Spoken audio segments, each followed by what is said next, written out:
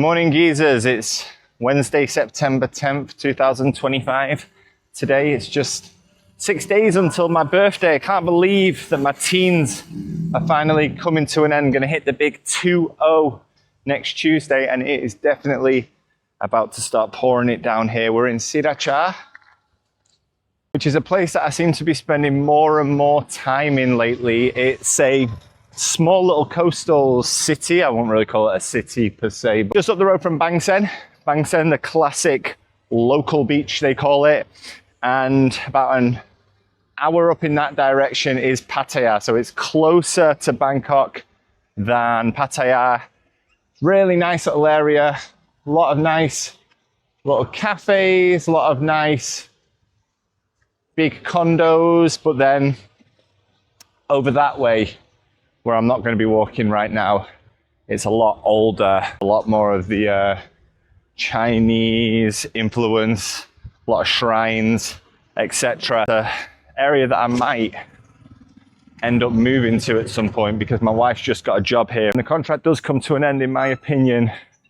It's always about making life as easy as possible. Something that I've been thinking about lately, with the amount of people that seemingly seem to be moving to Thailand all the time. Oh, new life in Thailand, sell my stuff, leave everything behind, start again in the land of smiles, is the amount of people that I've seen leave Thailand since I arrived, because the numbers have been vast. There are so many people that I met in my first year or 2 years here that are no longer around. Beautiful little oceanside park here, by the way, guys. There's a little beach there, believe it or not. It's not the nicest beach in the world. I won't go sunbathing there, but we'll have a little walk over and take a look. But I was thinking, why would people leave, in my opinion? Because for me, I've said before, and this is no slight on Thailand. I love living here. I'm very lucky to live here. I have a very nice life here, but I wouldn't be here living if it wasn't for my wife, my baby. This is their home. My home is with them, but this is their home. This is her home, where she's from, and my baby, she's lived in Japan for a year, but she knows nothing else. She'll grow up here. This is her home, and it's my job to provide stability. This tall tower, by the way, behind me, Oakwood Hotel.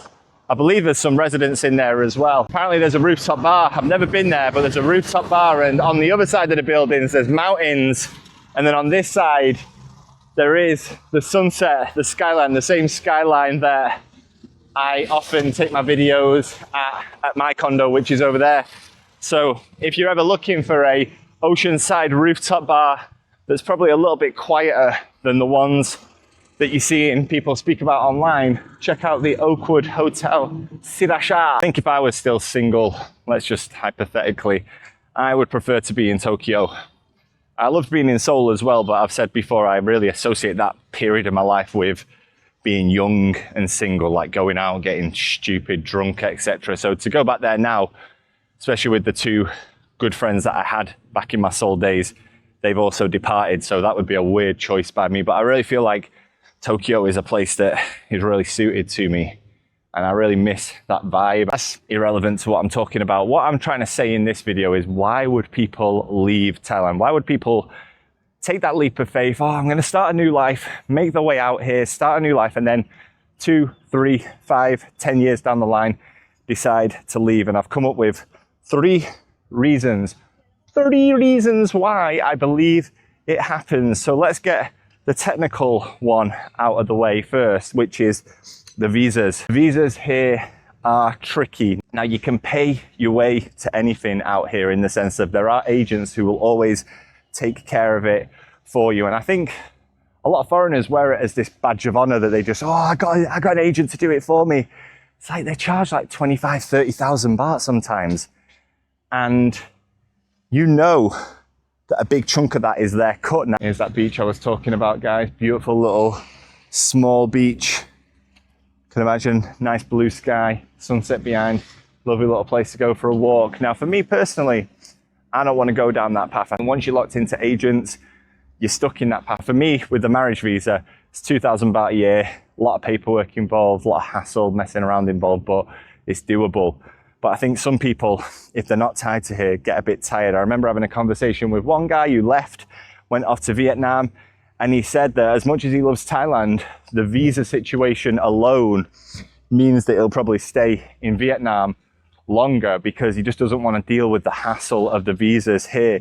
So that is one thing that I think definitely puts some people off. They deal with the visas regardless, but I think if you're not tied here for a specific reason, that is something that a lot of people find challenging. And that leads us on to number 2, because I think nowadays the idea of being an online entrepreneur, working for yourself, etc., if you're smashing that, then good for you. But I think if you're coming here looking for opportunities, the opportunities for foreigners here in Thailand are limited. And I think that's the same case anywhere I've lived. Of course, you can get certain jobs. If you're one of those people who's in that unique situation where you've built up some goodwill with your company, you've been working in your home country for a while, and one day your boss turns around and says, you know, we've got an office in Bangkok, right?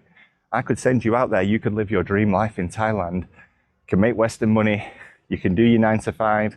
You continue as is, but transfer the life that you're living here in Shrewsbury over to Bangkok, Thailand. Unless you're in that dream situation, I think a lot of people are going to be tied to the online. Online work is great. I do online work myself, but when shit hits the fan, which it has for me once or twice with certain companies, certain situations that I've had to deal with, there's this real feeling of isolation when you are in another country. If I was in the UK and things went tits up, hypothetical, I've been working for the same company for 5 years, the company goes bust, I'm out on my arse, you know, I've not got a backup. I can just go and get any job. Legally, I can go and apply for any job, I can get any job, as long as I'm hired, it's all good, right? Can't do that here. You're always tied to that computer, you're always tied to those online opportunities, those networking, and as much as a lot of people make out like it's super, super easy, sometimes it's not. You know, if things are good, things are great, people are riding that wave, then there's no reason for it to end. Shit hits the fan if you're not geographically tied to a place and you can go home, especially for younger people, stay with the family, alleviate that pressure for a short time, figure things out.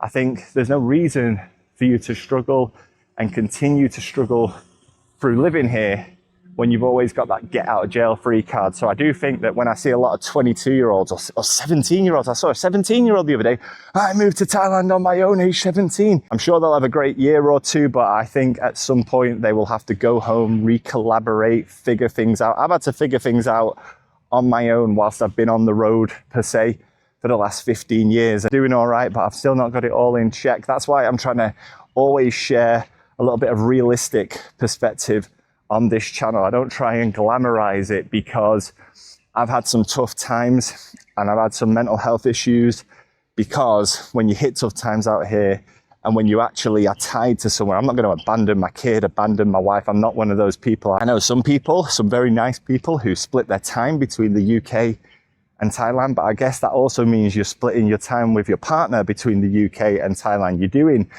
long distance for a certain chunk of the year. I couldn't do that, especially with my baby, And even my wife, obviously we're both grown adults, but since the day we met, we've been together pretty much non-stop. And last but not least, guys, reason number 3 why I don't think so many people stay here long term, despite probably what is in their mind when they first arrive.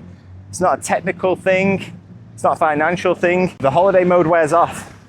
I think people can come out here to Thailand, come out here to anywhere. I've noticed, you know, I've used to live in Japan. Japan is having its moment in the sun right now, deservedly so. Japan's an amazing country. Some of us discovered it 10, 15 years ago.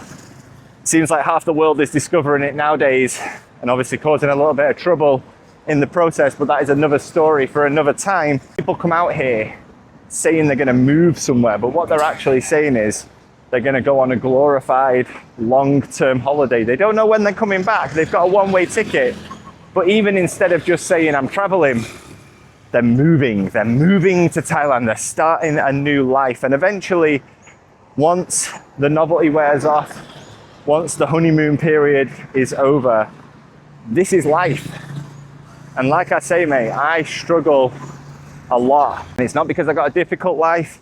It's not because I hate being here. It's not because I'm treated badly here or anything like that. It's because I'm not from here. You take anyone out of their natural environment, you stick them somewhere short term, they love it, it's something different, but the longer that they're away from their natural environment, the things that they're used to, the place that they feel brings the best out of them, the longer that you're out of that natural environment, the more it starts to take its toll. You start to miss home, you start to miss your friends, your family.